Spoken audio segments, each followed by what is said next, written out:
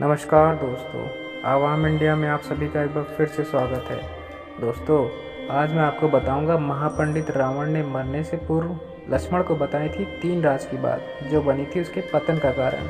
तो आइए शुरू करते हैं। हर प्राणी के भीतर कुछ अच्छाइयाँ होती हैं तथा कुछ बुराइयाँ।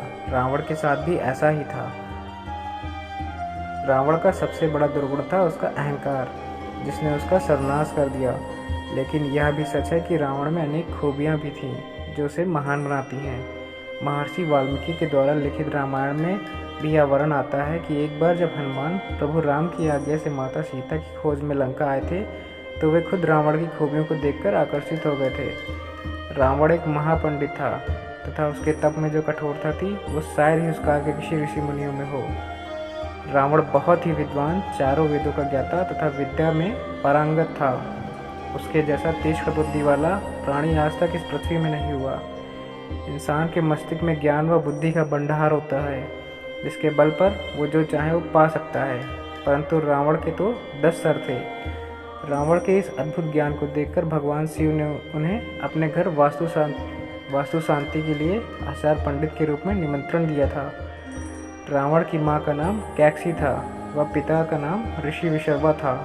रावण की माता एक दैत्य कन्या थी। रावण के भाई बहनों में कुंभकर्ण, विभीषण, बहन शूर्पणखा के साथ ही धन के देवता कहे जाने वाले कुबेर देव भी उनके भाई थे।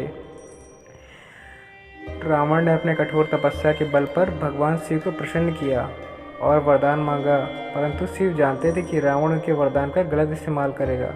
शिव को रावण के कठोर तपस्या के कारण उसे वरदान देना पड़ा, परंतु उस वरदान से धरती की रक्षा के लिए भगवान विष्णु को उनके 7वें अवतार राम के रूप में पृथ्वी में भेजने का फैसला भी कर लिया। रामायण के अनुसार जब रावण ने श्री राम की पत्नी माता सीता का अपहरण किया तो राम ने हनुमान सहित लंका के राजा रावण पर आक्रमण कर उसका वध कर दिया। रावण जब मरणासन अवस्था में था तब श्री राम ने अपने भाई लक्ष्मण से कहा कि रावण समस्त वेदों का ज्ञाता है, पूरी पृथ्वी में उससे बड़ा ज्ञानी कोई नहीं, अतः उसके समीप जाकर उससे ऐसी शिक्षा ग्रहण करो जो तुम्हें उसके अलावा किसी अन्य महाज्ञानी से भी प्राप्त नहीं हो सकती।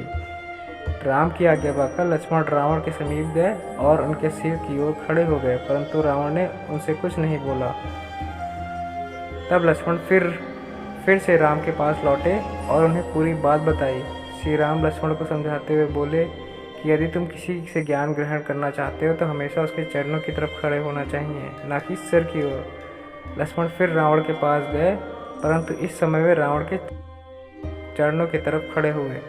तब महाज्ञानी रावण ने उन्हें 3 महत्वपूर्ण बातें बताई जो किसी भी व्यक्ति के जीवन में सफलता के लिए आवश्यक हैं। पहली बात रावण ने लक्ष्मण को बताई कि शुभ कार्य जितनी जल्दी हो सके उसे अति शीघ्र करना चाहिए व अशुभ कार्य को जितनी देर तक संभव हो सके टालना चाहिए।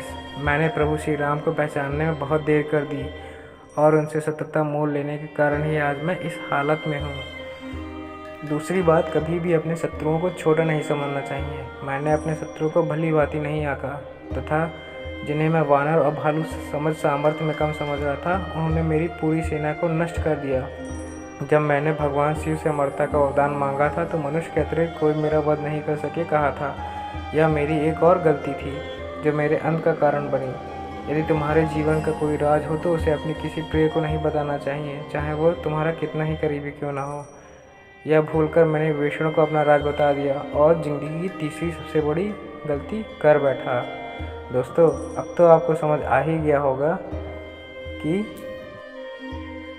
महापंडित रावण ने मरने से पूर्व लक्ष्मण को कौन सी 3 राज की बात बताई थी। अगर आपको ये वीडियो पसंद आई तो हमारे चैनल को लाइक, शेयर और सब्सक्राइब करें। नमस्कार।